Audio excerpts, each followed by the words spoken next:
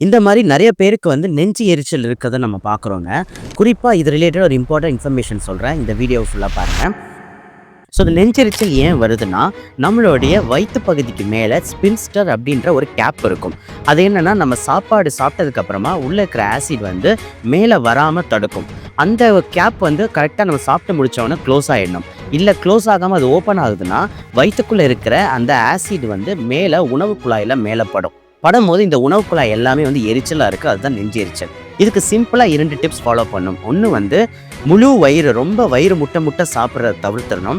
அதே மாரி சாப்பிட்டு ஒரு 3 மணி நேரம் கழிச்சு தான் நீங்க வந்து படுக்க போகணும். இல்லன்னா நம்ம சாப்பிட்ட உடனே படுத்தோம்னா கிராவிட்டில கொஞ்சம் வந்து அது வந்து வெளியில வர மாரி இருக்கும் அந்த ஆசிடு. அண்ட் இது சில கேஸஸ்க்கு கேன்சராவும் மாறுது. ஸோ உங்களுக்கு ரொம்ப அடிக்கடி வந்து நெஞ்செரிச்சல் இருந்தா, உங்க பக்கத்துல இருக்கிற டாக்டர போய் சந்திச்சு கரெக்ட்டான வழிமுறைய ஃபாலோ பண்ணுங்க. அண்ட் இந்த இன்ஃபர்மேஷன் நெறைய பேருக்கு யூஸ்ஃபுல்லா இருக்கும். முடிஞ்ச அளவுக்கு எல்லாருக்குமே இத ஷேர் பண்ணி விடுங்க.